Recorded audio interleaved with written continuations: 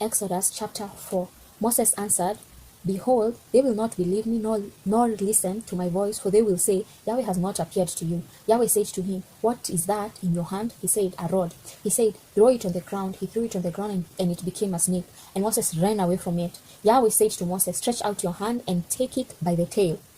He stretched out his hand and took hold of it, and it became a rod in his hand. This is so that they may believe that Yahweh, the God of their fathers, the God of Abraham, the God of Isaac, and the God of Jacob, has appeared to you. Yahweh said furthermore to him, Now put your hand inside your cloak. He put his hand inside his cloak, and when he took it out, behold, his hand was leprous, as white as snow. He said, Put your hand inside your cloak again. He put his hand inside his cloak again, and when he took it out of his cloak, behold, it had turned again as his other flesh. It will happen if they will not believe you or listen to the voice of the first sign, that they will believe the voice of the latter sign. It will happen if they will not believe even these two signs, or listen to your voice, that you shall take of the water of the river and pour it on the dry land. The water which you take out of the river will become blood on the dry land. Moses said to Yahweh, O Lord, I am not eloquent, neither before now nor since you have spoken to your servant, for I am slow of speech and of a slow tongue. Yahweh said to him,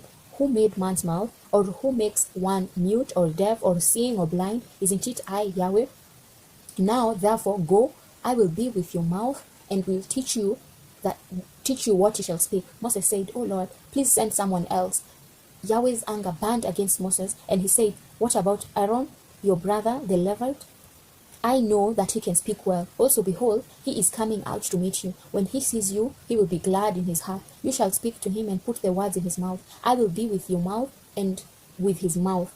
I will teach you what you shall do. He will be your spokesman to the people. It will happen that he will be to you a mouth, and you will be to him as God. You shall take his rod in your hand, with which you shall do the signs.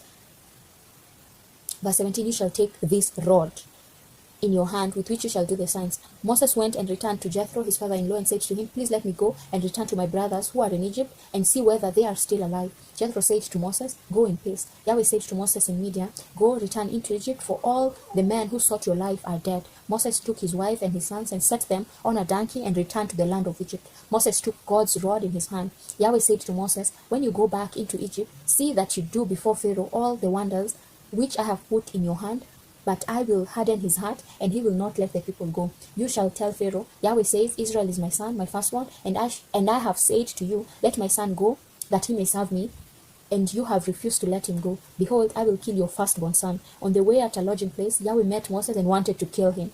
Then Zipporah took a flint and cut off the foreskin of her son, and cast it at his feet, and said, Surely you are a bridegroom of blood to me. So he let him alone. Then she said, You are a bridegroom of blood because of the circumcision. Yahweh said to Aaron, Go into the wilderness to meet Moses. He went and met him on God's mountain and kissed him. Moses told Aaron all Yahweh's words with which he had sent him, and all the signs with which he had instructed him. Moses and Aaron went and gathered together all the elders of the children of Israel. Aaron spoke all the words which Yahweh had spoken to Moses, and did the signs in the sight of the people.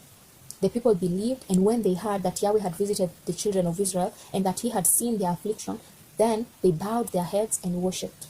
Amen.